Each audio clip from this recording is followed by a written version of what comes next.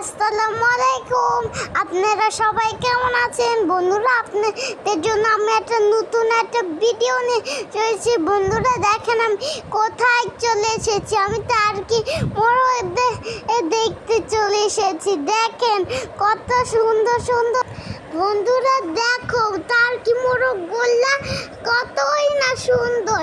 একটার গোলা লাল, দুইটা গোলা সাদা। দেখছো ওরা নিজের ঘাস খাচ্ছে। ওরা কিন্তু গরু ছাগল না, ওরা শুধু পরিমাণে ঘাস খায়।